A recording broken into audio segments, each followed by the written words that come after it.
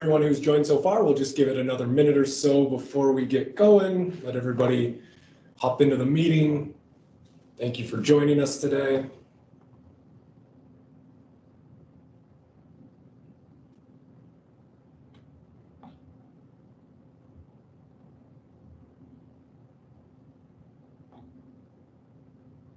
See that we've started the recording, so maybe just a few more seconds. Everybody can get settled in.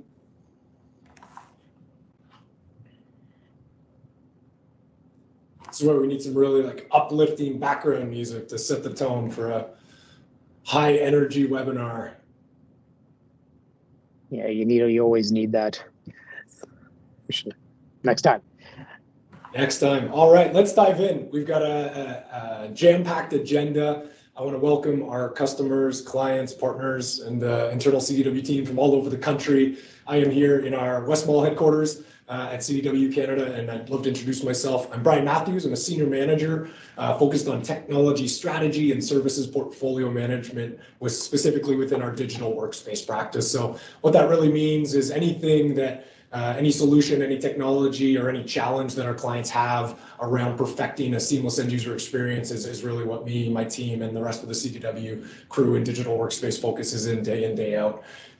This is our 5th Copilot webinar, so we've been moving at lightning speed since November 1st when Copilot was initially launched to our enterprise agreement clients with a 300-seat minimum purchase. Obviously, Copilot is innovating really quickly. The Microsoft team is working hard, and there's lots of new and fresh ideas. So we're going to put a different spin on today's webinar. We're going to talk about what we hear as the #1 conversation from our clients today as it pertains to Microsoft Copilot for Microsoft M365.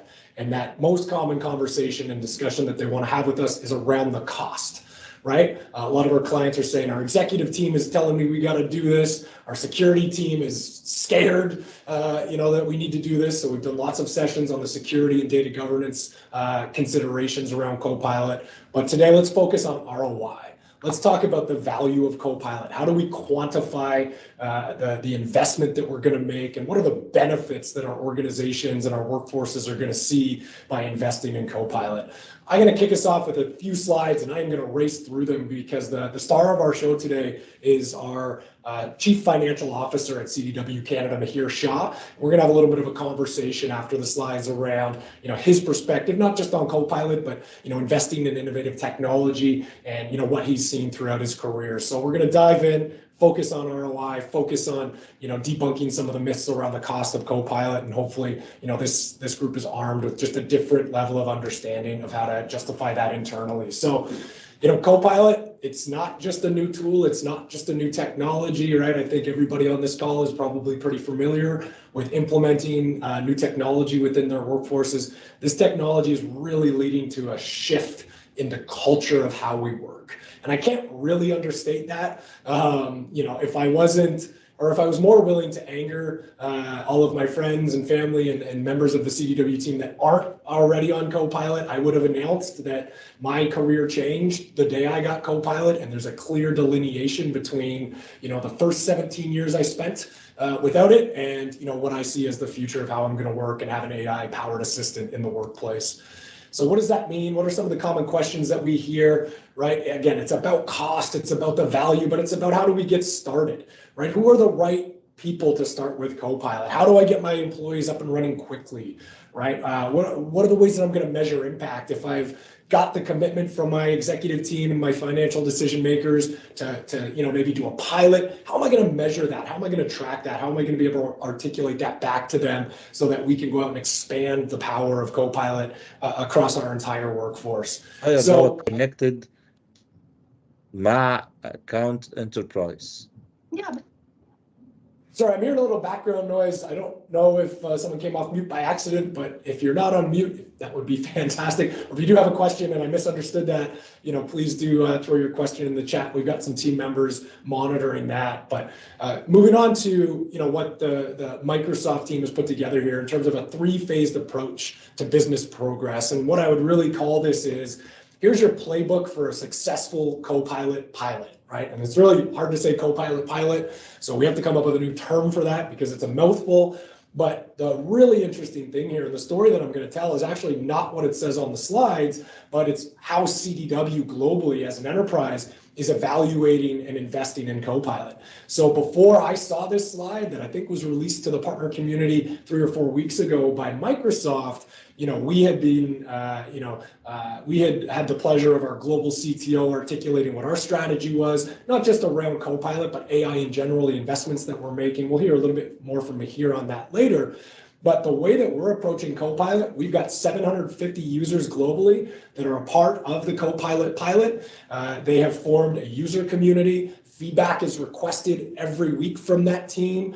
We share use cases, right? The way that I use Copilot in my technology strategy role is going to be much different than Mihir uses in his, chief financial officer role, or what your teams might use when thinking about how to make an acquisition and do due diligence. There's so many different ways and so many different use cases that we're really trying to share that. We've got an AI council globally. We've also got an in-country Canadian AI council, and that's really, again, beyond just Copilot. What are the tools we're going to use internally? How are we going to take advantage of our core strengths around high performance compute, around data, around Microsoft, around security? How do we take all that legacy that CDW has in expertise in those areas and go out and win the day for AI?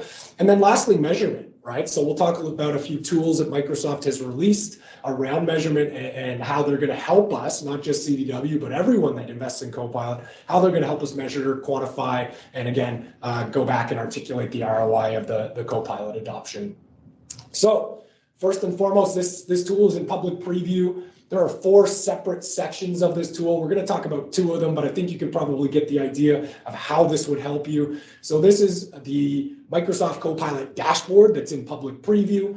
There's 4 tabs. We're going to hit on adoption and impact today. So the visual you see on the right-hand side of the slide is all around adoption. What does that mean? It's going to show me how many licenses do I have within my organization, right? Which applications are my users leveraging Copilot? So if you're not familiar with Copilot, let's have a conversation about that, or let's get in front of you and talk about kind of an introduction to Copilot. But when we think about Copilot for M365, it's available in all of the M365 suite. So does it make sense in this hypothetical scenario on this dashboard that 2,000 people are using it in Teams and only 900 are using it in Outlook there? In OneNote, my mistake. So, having visibility into which tools are being used, that might lead to training opportunities. Maybe we need to do a session specifically on Copilot and Loop for a team, or maybe we're okay with that number because number of users need to leverage it there. Underneath that, you can see some extra detail about the time saved, how many actions, how many draft documents, right? How active is my user community within Copilot? We'll flip to the next tab, which is impact, right? So this is really that ROI piece, quantifying that, right? How many hours have we saved? There is a ton of value to Copilot, and we'll talk through that. But one of the easiest to quantify areas of Copilot is going to be the amount of time that we save. Right? And why is that important? Mihir will probably share a little bit about this later, but from a financial investment perspective, if you can tell me how much time we're going to save across our user community, I can tie that back to how much dollars that's going to infuse, how much productivity that's going to infuse, and I'm going to be much more likely to make that investment. So ROI and early Copilot adopters, it should say. The Microsoft, prior to the release of Copilot in November to a certain set of clients, prior to that, they had a global early adopters program. I believe it involved around 300 customers, and they got access even earlier to Copilot, right? And Microsoft worked with them very closely and really looked at them for feedback and how to tweak the tools and what was missing. So the feedback in the next set of slides that we're going to talk about is all insight from that early adopters program that I believe ran from kind of mid 2023 until November 1st. So here are some data. Now this is based on an employee that has a compensation of $70,000, right? Obviously, if you know someone's annual compensation, you can drive that down to an hourly rate, right? And we can tell at this level, at a $70,000 compensation package, that if you're saving 2.5 hours a month, that's going to be 180% ROI just in time savings, not taking into account any of the other benefits and value of Copilot. Obviously, the less time that you save in this scenario, the less ROI, but we've also mapped this across different compensation bands. So we looked at it from 6 different perspectives. On the low end, we looked at an entry-level salary. We defined that as $40,000. At $40,000 compensation, you need to save about 2 hours a month to break even. We also scaled that up across 6 different levels. At the high end, I think we looked at about 250,000.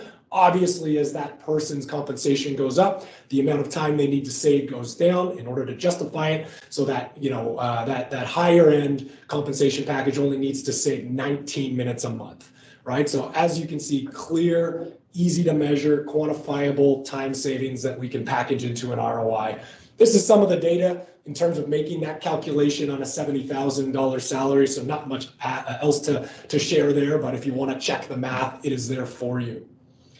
So time savings is just the beginning, right? It's a very important piece. It's, again, much easier to quantify, but there are so many other benefits to Copilot. So, when I think about the work that I do, and I'm sure you think about the work that you do, it's not just measured on how quickly I do it, right? It's the quality of the work. So right in the middle there, can I use this AI assistant, right, that has access to information, that has an ability to summarize things, that has the ability to, pull from data sets all over the place? Can I leverage that to improve the quality of my work?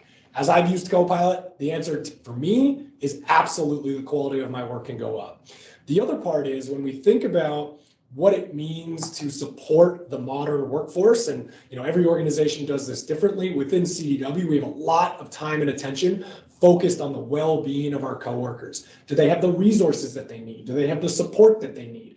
Do they have the ability to get their job done in the amount of time in their day? Or are they working long hours every single night, burning themselves out, maybe getting disgruntled, or their engagement goes down, and then generally that's going to lead to turnover, and that's incredibly costly for all of us. So can this tool increase the employee satisfaction and well-being? Again, in my case, absolutely. And then last, reducing digital debt. It is not shocking for me to say, or it shouldn't be shocking for me to say to this group, that it is incredibly hard for IT organizations to keep up with the pace of change, right? Innovation continues to accelerate. It's not just AI, it's machine learning, it's so many other transformational technologies that are all going into their mainstream adoption at the same time. Can we leverage these tools? Can we leverage generative AI? Can we leverage Copilot for Microsoft 365 to reduce the digital debt? Get to successful business outcomes faster. So 3 quick examples from the early adopters program. First is from Lumen, right? You can see the quote from Kate Johnson, their president and CEO, based on what they found from their experience with the early access program for Copilot for Microsoft 365. 3 really big buckets for them that made the difference: frontline empowerment, personal productivity, and customer excellence, right? For any group on this call that has a customer set, which in one way or another is probably everyone, who wouldn't want, better customer excellence? Who wouldn't want to support their customers better? Maybe it's patients if you're in the healthcare industry. Maybe it's students if you're in the education, field. Personal productivity. Who doesn't want to get more done? Right? Who doesn't want to accelerate the tasks that I have, reduce the administrative things that I do in my day so I can focus on strategy, innovation, and creativity? And then lastly, frontline empowerment. A couple more examples here. This one comes from Goodyear, right? You can see the quote here from Sherry, the vice president and CIO. A couple of different things that they're finding, a couple of similar things that we saw in the previous example, but personal productivity, right? Really what we when we think about productivity, that's kind of the obvious hero use case, right? And there's lots of different niche use cases, specialized use cases, persona-based use cases. But if you are a user of the M365 suite, if you're a power user of the M365 suite, you're probably spending the vast majority of your day in one of the Microsoft 365 tools. And if you can enhance the productivity that you're using and the tools, or the productivity that you have and the tools you're using every day, that's going to be fantastic. More efficient meetings. My favorite, by far, feature of Copilot right now is the fact that it can summarize meetings for me. If I miss a meeting, I can still get all of the bullets. I can see if there's an action item. If I'm 5 minutes late because I had something run long, I can get caught up without being disruptive. The meeting doesn't have to wait for me. The fact that teams can do that all for me is absolutely fantastic. And then taking actions. I like to ask audiences, and I know this is a virtual session, but I'll ask it anyway. Who on this call has the ability to take action items after a meeting, right? The answer is all of us have the ability. How many of us do? How many members of our team do? How many of them do it in a consistent, predictable, expedient way, right? Little things like this, we can absolutely leverage Copilot for to make ourselves more efficient. Last one on the customer case study side, this is Dentsu. Want to hammer home the point on the first bucket there. We talked about earlier at a $70,000 compensation, if you save 2 hours, it's a triple-digit ROI. Their users, based on their pilot, were saving 15 to 30 minutes a day, right? If we assume a 20 to 22 day work month, right, they are saving 10 plus hours, or I guess in this scenario, 5 to 10 plus hours, right? So what's the ROI for Dentsu? It's massive, right? So also in the middle there, the one-on-one time with direct reports, right? Coaching, mentoring, listening, solving challenges together, collaborating. And then lastly, you know, they saw a huge increase in uninterrupted hours, right? So again, we've now got access to this information. These are specific companies, right? But we're happy to talk about and dive deeper into how this can come to life. So, you know, if you've been on any of the 4 previous webinars, you've seen this already, but these are 2 offers that we've built out. They've been launched since November 1st when Copilot was made available. We have a Ready workshop. We have seen that as one of our most popular and successful motions since November. So we're really excited about all the momentum in that. It's a 2-day workshop. We're going to sit down with you. We're going to help you understand how does Copilot from 365 fit into your business? What are the high impact scenarios for you, right? How do we do baseline readiness assessments, right? Understand maybe some gaps that you have and things that you're going to need to think about, and then some prioritized scenarios. So just kind of dipping your toes in, getting your feet wet, starting to formalize the plan around Copilot.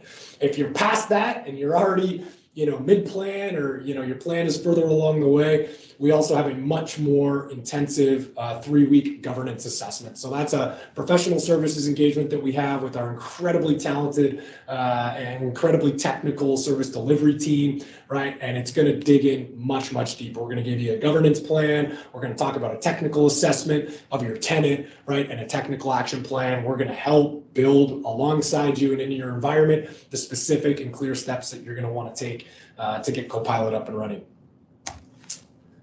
Lastly, you know, Microsoft is an incredible partner of CDW's. It's been an incredible partner for a really long time. But when we talk about where we are today in 2024, we have historic partnership momentum, not just globally, but also, more importantly, in Canada.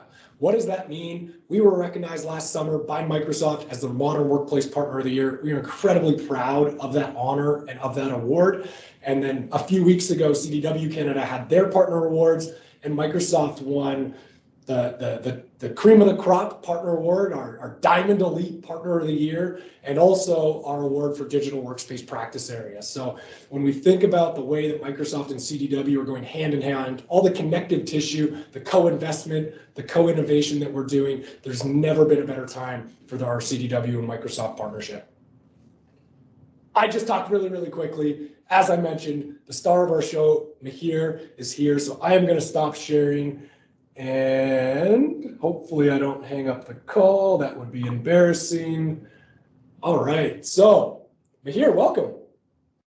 Thanks for having me, Brian. And you did a wonderful open there, and some really interesting things to learn about and think about. And as I was preparing for this, learned a lot as well through the process. And as I heard you speak, just learned a little bit more too. So it was great. There may have been a sneaky side agenda that I had when inviting you to come share your perspective on Copilot. where if I can get my CFO to really start, making this a top priority, wow, I'd be a popular guy at CDW for doing that. So I digress, and let's get back on track here. First off, thank you for your time, right? You are one of the most humble, passionate, supportive executives that I've ever worked with. But and I know this is going to go against your grain, but tell the team on the call today a little bit about yourself, a little bit about your story, and a little bit about your role here at CDW.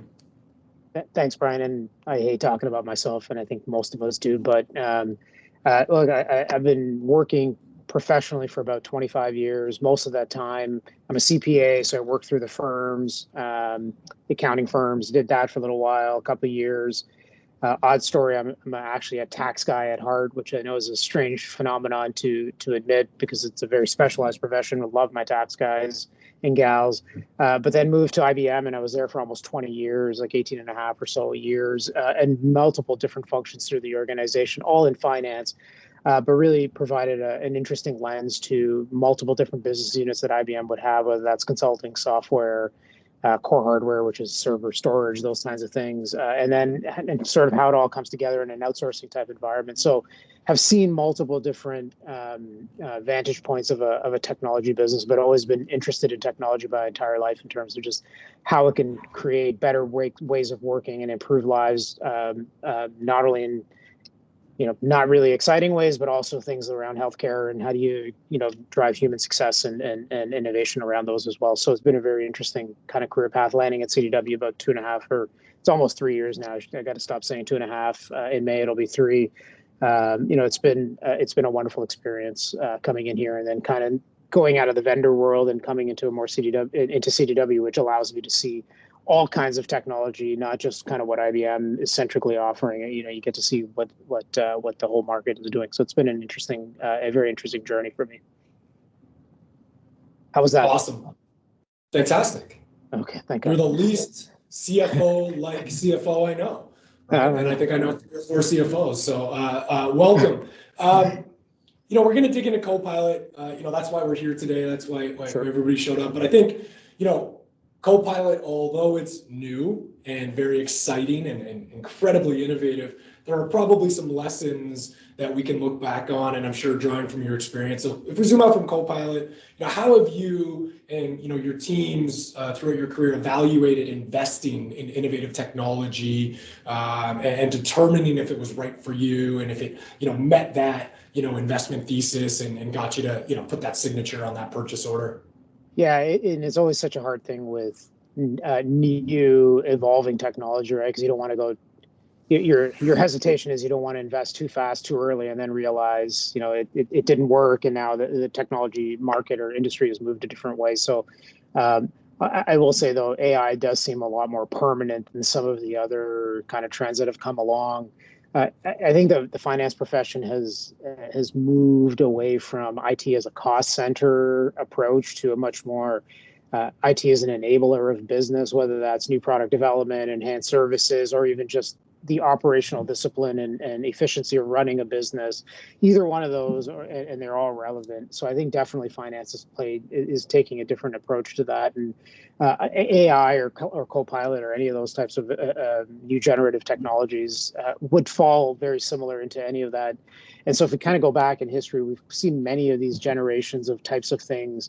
So we're fairly experienced, I think, looking at it on the technology lens. If you think in a very short, historically or generationally short period of time, we've gone through many waves of technological innovation, from just pure outsourcing to digital reinvention to digital invention, and now we're moving into AI. So I think the business community and the finance community more broadly is pretty adept at how to figure, how to do this. There's been a few paths off that too, whether that's some technologies that maybe didn't catch as much fire, which is like blockchain and things like that. So there are different technologies, and again, not commenting on my enthusiasm or lack thereof. Just saying some have really taken off from a broad adoption, and some are more niche. How we look at that in finance, it's pretty typical. Whether we're buying an office building, buying some land, or buying technology, I think the basics are roughly the same, right? Which my approach typically is to look at quantitative and qualitative, right? And how do you bucketize those evaluation criteria into important themes within them that's relevant to what we're talking about, right? So in this case, it's technology as opposed to buying a piece of land. There's not a lot of qualitative things necessarily with a piece of land, but there's clearly qualitative things that could happen with a technology like this. So we would look at, on the quantitative side, I think it's pretty obvious probably, like let's look at an ROI type equation. And I know you know some of your early slides really focused on how do we capture value in terms of time savings or at least cost avoidance, right? Things like that. But there's other things around that in terms of like faster service time, like chatbots is a big thing in AI right now. I know we have one in CDW. So faster response time, and ultimately, you know how you have a better reaction or interaction with a client. Just thinking about how do we going to spin off new investment thesis or new products really quickly, right? So maybe it gives you an AI product like Copilot would give you quick turnaround in terms of developing new products and getting them into market. So those could be financial, quantitative factors, I should say. Some of the more adjacent things to that, just thinking about, you know, does the technology fit into your current infrastructure, or do you need additional costs on that? How would you maintain it, or do you need additional capacity of workforce to maintain and deploy? You know, how does that integrate in your existing systems, or does it not? And then thinking a little bit further ahead, not only in terms of just what it is right now, but as that technology changes and your IT infrastructure or architecture changes, how much of that over time is going to be easy to plug and play, or is it going to require a lot of reinvention of how you think about it? So those are some of the quantitative, but a little bit more than just today, here and now. You got to just think a little bit further, I think, into the future. On the qualitative side, I think there's some really great ones. You've actually pointed them out already in terms of just think about the worker experience or the employee experience. Oftentimes, I think it's a running topic everywhere, and definitely in IBM and CDW, and I'm sure most organizations. I don't really want to do that. I mean, there's got to be a better way to do this, and you know, it's very manual and like all these kinds of things, right? So it frustrates people, and in today's day and age, it's very difficult to find people and retain people, right? So the easier you can make it, allow those folks to focus more and more on the things they can only do as a human can do, and move more of it is always a qualitative benefit that is absolutely should be considered as part of the equation. Awesome. Some lessons from the past that we can leverage in this moment. I loved how you talked about, you know, what are the implications of AI and Copilot, and what are some of the other adjacent conversations? You know, it's interesting from an implementation perspective. You know, just turning on the tool is very easy, right? You pay the money and you can turn Copilot on and your users can go. But that is absolutely not the strategy that we would recommend. And that's why, you know, we've got the Ready workshop and the governance assessment to help, you know, think about the security, think about the data governance and some of the other implications and areas that you're going to want to focus on. So maybe just one more slight follow-up to that talk track, and then we can dig into Copilot specifically. You know, again, on that theme of, you know, there's lessons we can learn from the past. You know, this is a software as a service, you know, subscription-based offering, right? And it's not the first, right? I think we're pretty well versed on, you know, software as a service and as a subscription. But, you know, from a CFO's perspective, how does that differentiate it? You talked about land. Maybe there will be a subscription land offering, and maybe that's a great new billion-dollar unicorn business idea that you and I can go start. But from a technology perspective, you know, how do you think about software as a service and just as a service in general? Yeah, but even on land, by the way, you can get fractional ownership on properties and things like that. There's different consumption models, and I think that's the point. As a service, it feels like it's been around since like 2015, but the reality of it is I think we all experience an as a service model in our daily lives, and we've been doing that for many, many decades, whether that's cell phone consumption pricing, whether that's you know, your utility bill, like it's happening, right? And it's been happening for a long time. I think in technology, it finally caught up, right? And most technology platforms or vendors, you know, typically had, at least in software and definitely in the hardware space, are you know, you buy the whole thing up front and then you figure out how to use it over time. And I think in technology, it has moved in the last kind of maybe decade or so to be much more consumption-based type thing. So as a service is a very broad term, and I think probably means different things to different people, and you'll always hear acronyms like IaaS and PaaS and all that. But I mean, I think at the core, we think about it in finance probably oversimplistically about just pay by the drink, right? Like buy as you need, as opposed to overcommit and do that. I think there's always pros and cons with any consumption model or any purchase vehicle, whether you buy it up front or buy it over time. The whole Uber versus buying a car debate always comes up, right? And it's always a trade, in my opinion, about flexibility and price or cost, right? It's always that trade. That seems to be the obvious trade. So the more you commit, the better price you get, but then of course you're committed, right? So some of the benefits of an as a service, and I think we see it in technology today with all the startups and that whole entire space, they're able to do that because they don't have to spend hundreds of thousands of dollars of capital to go and spin up something, right? And so the as a service model has certainly opened up opportunities for businesses, including CDW, to spin up quickly, very, very quickly, offerings and capabilities that would take sometimes significant amounts of money to just go stand up. So the democratization, I've talked about it a few times, is the democratization of that whole thing is a lot easier. And now that's why small companies can start. You don't need $1 million of capital in order to go start something. You can do it on probably a $50 license for this, $50 license for that on a monthly basis, and just see how it goes. So certainly there's that. There's obviously the flexibility of spin it up. If it didn't work in 6 months, you can just turn it back down. You haven't committed $1 million or $200,000 to something, and then you don't then what do you do with something in your warehouse or in your data center, right? So there's certainly that. The flexibility piece is obviously in terms of the turn off, but you don't have to update, right? So it's easier to maintain, like if it's in your own environment. So I think those are fairly common concepts. I'm probably not saying much that isn't fairly well known. But there are challenges, I think, on the flip side of an as a service versus an in-house type offering or a purchased option. You don't get to control the flexibility of what it is, right? Like, so the product is the product, you enjoy it the way it is, and you don't get to customize it. Sometimes you lose some control over that, right? In terms of, you have different users within organizations buying it. If you don't have the right financial controls or the approval controls, then, you have multiple users and you can't control that. And then there's always, I would be remiss to never talk about the security and the privacy concerns about where is your data going. There's lots of regulated industries around the world that need to make sure you have data residency and data governance procedures, right? So you lose a little bit of that as well, right? So there's pros and cons of all those things for sure. All I'm thinking about as you're talking is Mihir as a service. Can we create an AI CFO chatbot? And me and you can maybe monetize it and retire a little bit sooner than we have been planning. But great insight. And as I mentioned, let's dig into Copilot a little bit. I know the CDW team has been using it. We've had Bing Chat Enterprise globally across our 15,000 or so users since September. But maybe talk to me about initial thoughts, right, around Copilot, initial thoughts about how you're thinking about this and some of your financial or finance peers are thinking about it. Anything that you can share in the early days of Copilot? Yeah, no, I mean, it looks like a very, very exciting piece of technology, and I don't think I'm saying anything that people probably haven't experienced when ChatGPT came out as an example a year ago or whatever.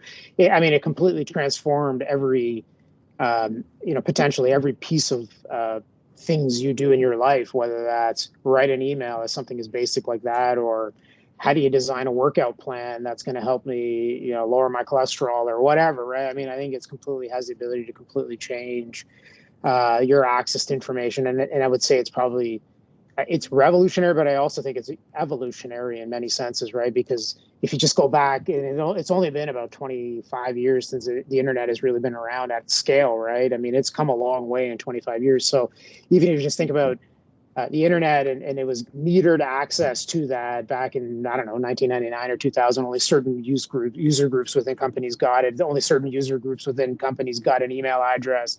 And now everybody's got one of those, and it's completely changed the way. And then it branched off into digital invention, and then now taking back-end systems and modernizing those types of things in the 2010s. And now this is just another, I would call it, some would say revolutionary, I would say this is evolutionary, right? So it's an exciting prospect, right? And we've started to dip our toe into it, which I think is probably the thesis that we're really touching on here, which is let's just do a pilot. Let's just see what's going on, right? And I think that's exactly, we'll get to it a little bit later, I'm sure, about what CDW is doing around it. But it has the ability to transform the way we work for the better, right? But just like any technology, you got to know how to use it. You have to understand the pros and cons of using it and when it's good and when it's bad. And some of those you'll stumble, I think. It's a learned experience as opposed to just take it out of the box and it fits into your natural work scope. But at CDW, there's lots of things we do.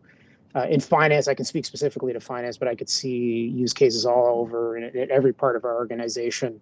In finance, pretty easy. I mean, we spend an enormous amount of time building stuff in Excel, copying and pasting, put it in PowerPoint, putting some words and creating a theme and a story. I think as basic as that, it could probably, drive significant savings and drive creativity too, right? Otherwise, right now it's very structured around what I'm thinking and the way I normally build presentations and words I use, and now it drives creativity. So I think definitely for us, there's use in that. You mentioned the one already around taking minutes of the meeting on a call like this. You can probably hit a button and then it'll naturally give it to you, and it'll also probably give you who said they were going to do what. Now you've got accountability, which is always a nice finance thing to have. Finance generally is one of the accountability structures within an organization. It's always nice to say who said what and who said when they were going to do it, and then have that. Otherwise, sometimes you have a meeting and you don't know who said what and who committed to what, and nobody has a recollection of that necessarily all the time. So there's lots of use cases, I think, in finance you can do that. And I think in chatting with others, it's just, I learned so much by chatting with people about how they use it. Like, oh, didn't know you could do that, right? I didn't think about that use case. We were just, Brian and I are actually in the office together. Oddly, we're in the same office, but, taking a call like this in different rooms. But we were together at another meeting, and somebody said, I was like, oh, I never thought you could use it that way. That's actually pretty interesting, right? And so I think this shared experience around how people have used it was going to spur imagination on how we could use it. And I think that's going to be a lot of what it is. I think this will not naturally fit in your workflow because you're very regimented on how you get things done today. You have to with purpose, use Copilot and integrate it into your workflow. And then once you do it, you'll never look back, which I suspect is your opening comment, by the way. You have a very clear delineation point on before Copilot and after Copilot. And I suspect that'll be a lot of what happens in the org as well. Yeah, and it's very interesting when you and I talked about this a couple of weeks ago, because I think I made the statement of, like, if they take my Copilot away, I'm going to go somewhere that gives me the Copilot. And you would say, oh, wow, like, imagine a world where it becomes like a benefit, like a employee benefit. Like, come work for CDW, you can have Copilot. Maybe our competition doesn't have it, and we start to attract talent. The other interesting thing is here, there's some forces, right? And there's, a tsunami of AI hype, right? Yeah. And there's a PTSD from organizations that were late on previous transformational technology, maybe late on cloud, and they want to not be late on, AI. They're hearing about it from their executive buddies or pals or peers, and it's going into the IT team, like I mentioned earlier. Other than the security team, everybody, maybe wants to do it. Cost is a big complication. But once we get through all of that, I have a premise that user adoption is actually going to be very, very easy, because I only needed to click meeting summarize once to know that I'm going to do that every chance I get for the rest of my career. Right? Like, I don't have to remember to do that. When maybe I have amnesia, right? And I forget how great it was yesterday. The next time I start writing out every little thing from a meeting, right? I'm going to remember, oh, wow, there's a much simpler, easier way to do this, right? And, I'm not dating myself here, but I remember the time in grade school where when I did a research project, I used my parents' encyclopedia collection. Right? I remember doing a penguin project and going to like one page on penguins, and that formed my whole project. And then the internet came out, and we're like, wait, the internet's going to do the research for you? It's going to find these different sources for you? Oh, that's cheating, right? We had that kind of talk track. AI comes out, whatever it is, 20, 30 years later. And, now I don't even need to go find it. Right, I just need to ask for it, and the AI is going to serve it up to me. Right, so we have seen these things in the past, and it'll be interesting. But I think user adoption is going to be very, very quick for most users. There's going to be some that need that extra push, need a little bit more coaching and guidance, but the vast majority, I think, are going to see the benefit really quickly. But even on that, Brian, just you tweaked an imagination of it's something I put very deep in the back of my mind. I had to do this project, on a flying squirrel back when I was in elementary school, and I didn't even know what that was. But you go to the encyclopedia, there's literally one paragraph on it, and that was it. And you had to go crawl through library microfiches. And I know I'm dating myself ridiculously, but just think about the democratization piece of this, right? Because if you didn't have the most up-to-date encyclopedia, you were competitively disadvantaged, right, as a human, right? And so the internet has really democratized data. I think AI helps democratize some creativity and also organize data in ways that people can consume them in a much easier fashion. And it's like, I know we're going to talk about the cost, but it's a relatively low cost for democratization of that as well. If we're really being practical about I don't know what a chat GPT license costs, but I think it's $20 a month. So it's not, there is a barrier, but it's not. An encyclopedia set in the 80s was probably like $4,000. I remember it was a major purchase for a family, right? So, it's significantly less barrier to entry for sure. So who knew we were going to talk about penguins and flying squirrels? But I'm going to go off script here. If you did a project in grade school and had to use an encyclopedia or a National Geographic collection, throw it into the chat. Or if you've got any actual real questions, feel free to throw it in the chat. We should have some time to poke at Mihir. But I'll throw one more at you, Mihir. We've got, as I mentioned earlier, a global AI council. We've got our strategy around AI being, really led from our global CTO, Sanjay Sood in Chicago. We've got obviously a team in Canada thinking about it. But how are we approaching this? How is CDW investing in this? And, outside of Copilot, what are some of the other things that we're doing around AI? Yeah, no, and I think we probably are not that different than most companies, right? We're just trying to figure it out, probably dip our toe in. We're probably a little bit more invested to make sure to see what it's all about, because we've got external client opportunities as well driven by that. But internally, we're looking at no differently probably than any other user, any other company or organization, trying to understand who are the most obvious initial adopters, to see what that looks like, test out how does our data organize? Is it secure? Are we putting things, are we pulling things that really shouldn't be shown to certain individuals, testing that thesis out? So these are all parts of a normal nascent program. I know we've deployed certain licenses you mentioned already. I think 750 was globally is what we've deployed. We've probably got 20 or 30 in Canada, something in and around that way. So we call them initial adopters and see how they use it. That's the internal piece. We've also got Bing Enterprise Chat. So, I think that is, a variant of Chat GPT. So we can use that already with certain, every coworker has access to that, right? So that's just not a select group. So we certainly allowed and pushed this into the framework of our coworker, and hopefully a lot of them are using it. I remember when you asked me to do this session, I asked you, like, what is it about Copilot? And I know you literally went into Copilot and said, I can't remember what you typed, but it was like, what are the benefits of Copilot? And you sent it to me, right? That's how novel a discussion that was, right? And how quick that type of, so we are starting at that point. If we think about it externally, for our clients, which I know there's a large population on the call here today, and thank you for being on.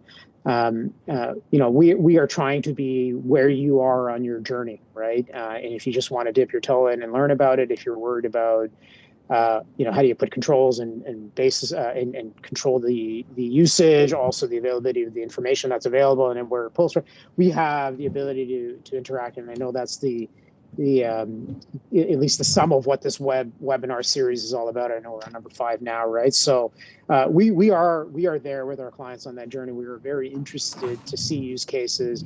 The good news is we have 30,000 odd clients across the country. We have a repository of how clients are using this, use cases they're having, questions and concerns they're also processing. And so we've got the ability to guide clients very thoughtfully in their own journey and bring that to an individual client, like anybody on this call. So I think we're dipping, but we are very excited about it. Amazing. Yeah, we were talking to one of our partners the other day. We had a presentation and they, brought up AI because it's hard to leave a conversation without talking about AI. And I get pretty excitable. I think you know that, and probably the audience has seen that.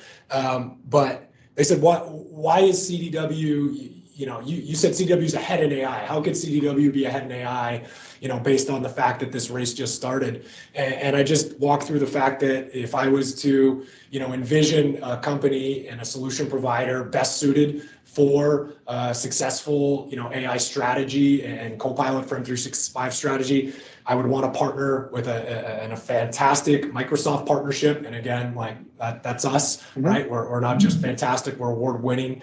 I would want an organization with an incredible security practice, both from a technical perspective, a risk advisory services, and a professional and managed services perspective. Obviously, that's CDW. I'd want an organization with a heritage and a history in high-performance compute and infrastructure and cloud, right? So you think about, yes, this race just started, but we've got all the tool sets that you would want as we go into this next phase of AI. So sorry, go ahead. No, I was going to say for sure. I mean, we are in at that wherever you are in your journey, and we've got multiple tools and capabilities across and global reach. That's the other thing, right? I mean, we are.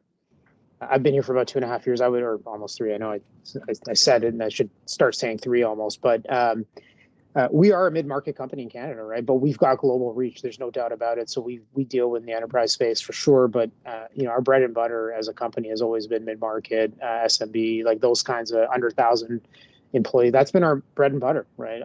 Since our inception. So we can service all kinds of clients in all industries. We've got the depth and the breadth to go do that.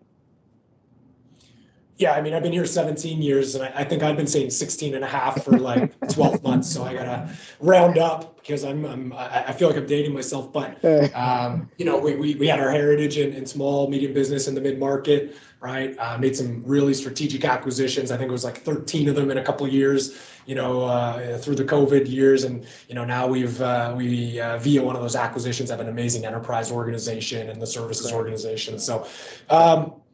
I don't see anyone who did a project using National Geographic or Encyclopedia Britannica in the chat here. So I think it's just me and you that had that experience. So we are the old wise ones of the group. But yeah, I'm sure they're there, Brian. I know they're there. They're just, they're too shy to admit it. So anyways, they'll probably tell us offline. Oh yeah, there we go. We got Robert Roy or Roy. I don't know if you're French or not, but there you go. Perfect. Thank you, Robert. All right, so you're the finance guy, you're the numbers guy, right? Having quantifiable ROI data, that's going to satisfy you. It's going to make you happy. It's going to allow you to commit to at least a pilot and then hopefully a broader scale rollout, Mihir. But beyond that, what are you thinking about in terms of value, right? Is there any other things that you see? I know we've talked a little bit about this, but any other thoughts on, the broader value and ROI of Copilot?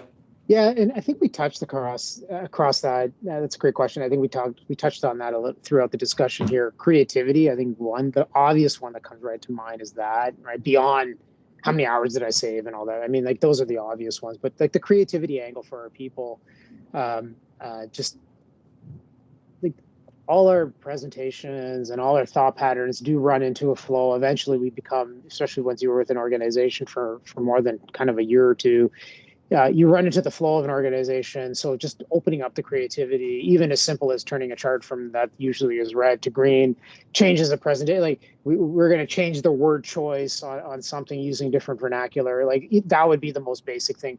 In other settings, it could be even more creative. And you could think about the music setting of, hey, I never knew I could go and put that instrument in that type of, I don't know, I'm making it up, but let's use a harmonica in a country song. That's an obvious one, but let's use a harmonica in a hip hop song. That may be something that's completely not tried, and it's going to drive us to be creative about that. So, so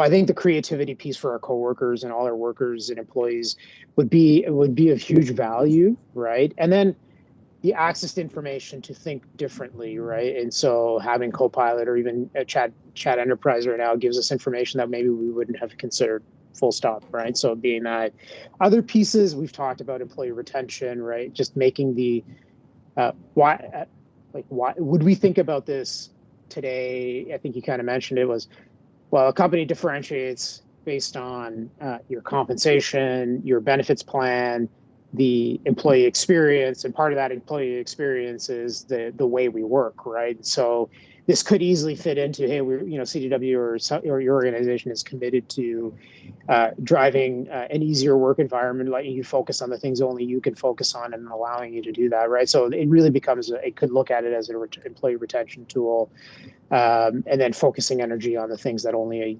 you need human intervention for, right? And then sort of the quality of the work, right? I think just going in and being more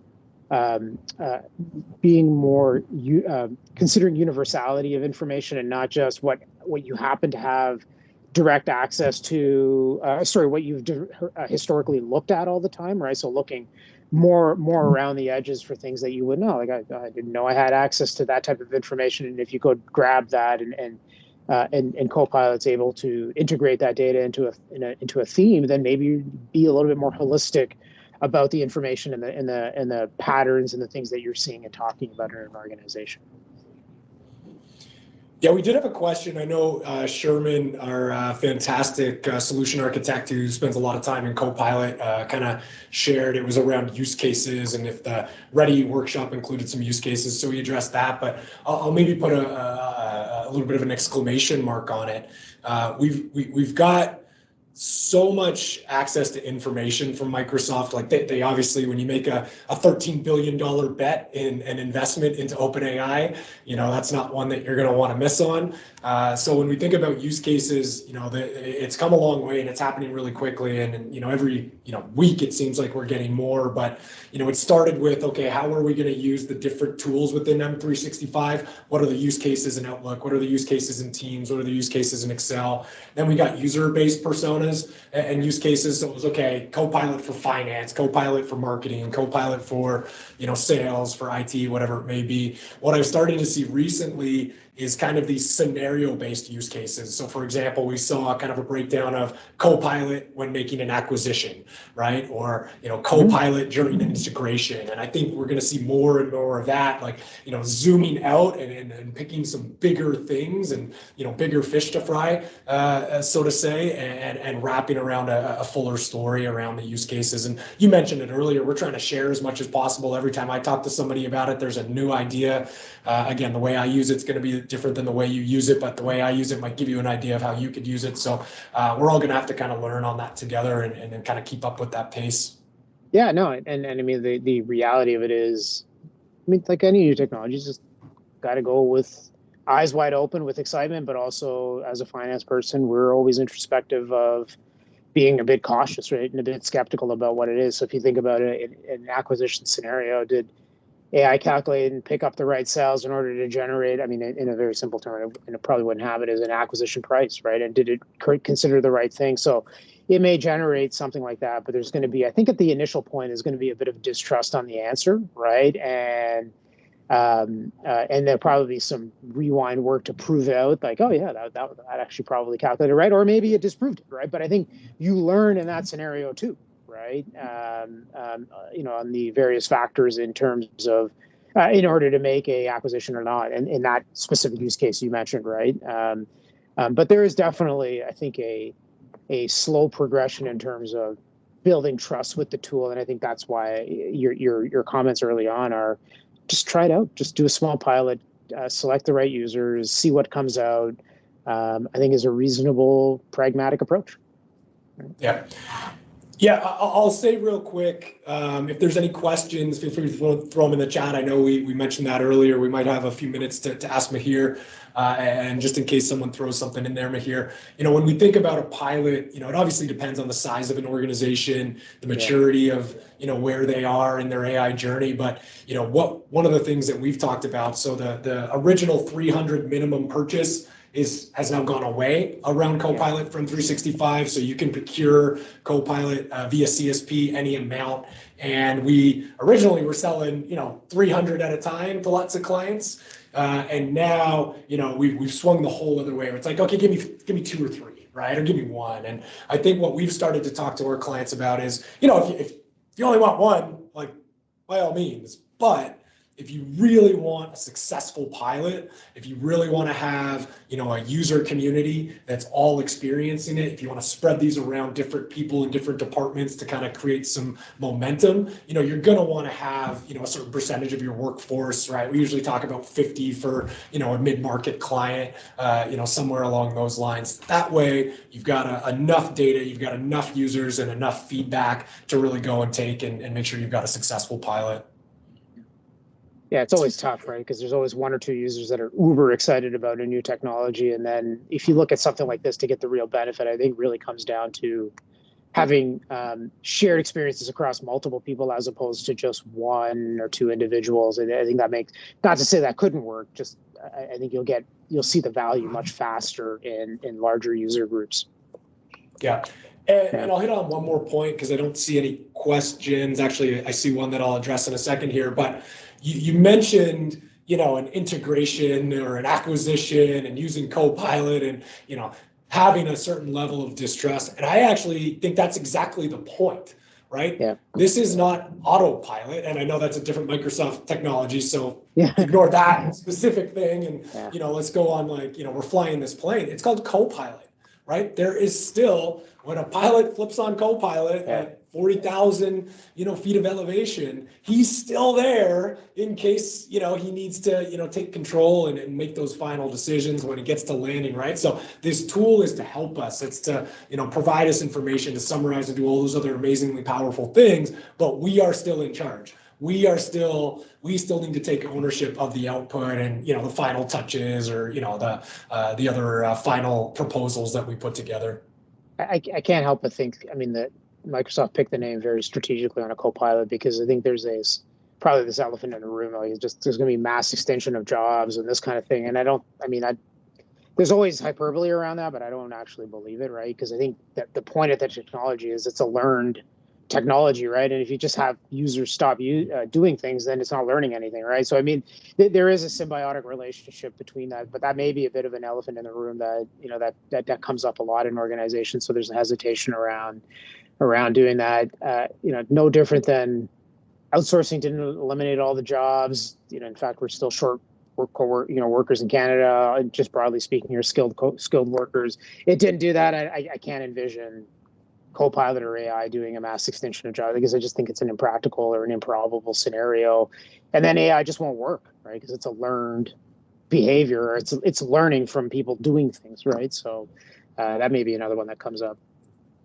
There's been fear of technology displacing jobs throughout human history. At the end of the day, there's more jobs on planet Earth today than at any point in history, right? That doesn't mean there might not be changes and we might not need to adapt. I actually think that's the name of the game, is how do we adapt, with this new technology and how do we look forward? I'm an optimist by nature, so I might, have some other people on the other side of that argument, and that's great. We can have that debate. There was a question in the chat about who we can reach out to for the workshop. So, you can reach out to your account executive, your account manager, anyone on your account manager team. If you don't know who that is, you can reach out directly to myself, brian.matthews@cdw.ca, or any member of the CDW team. We'll get you connected with the right people to make sure that we can, walk through that and explain what it is. But, Mihir, we got 3 minutes. I don't see any other questions. Any final thoughts that you'd want to, just kind of throw out there? I was actually on the way into the office today. It was, there's always these ads around SEO, right, on the radio, Google search and all this, which is fine. I'm wondering if the new SEO is how to actually query Copilot, right? Because how you write the initial query is important, right? Because it's going to determine how the answer. So I think that's also part of the learned behavior for people. But I'm wondering if there's now a new generation of industry here on how to, to teach people how to write that. That may be actually a thing. It's just a random thought that as we were just chatting here, it was an interesting thought I had. But no other comments from me. But I just wanted to say thank you for having me on. It was it's always a ton of fun engaging in these. You never know where they're going to go. I never thought Flying Squirrel would ever come back, but I guess it did. And it seems like Andrew asked me, and I want to look it up now and on the microfiche. But thank you for the time. Thank you for listening. I'm around, mihir.shah@cdw.ca, or you can ask any one of your sellers. They can connect you with me. It's not a problem. I'd love to chat with any of you about things, or even just grab a coffee. No problem. All right. So thank you, Brian. Mihir, thank you. We appreciate your time, your energy. Obviously, to all of our customers on the call, we appreciate your investment and partnership in CDW. We don't take that lightly. We hope you found this, insightful, interesting, and a different flavor to the Copilot story. We've got lots of exciting Copilot activities coming up, so stay connected to your account team. And if there's any ideas or sessions that you'd love to hear, whether it's on a one-on-one or in these group sessions, happy to tailor future conversations. With that, I will close out our session with a big thank you, and I hope everybody has a great day. Thanks, everybody. Thank you.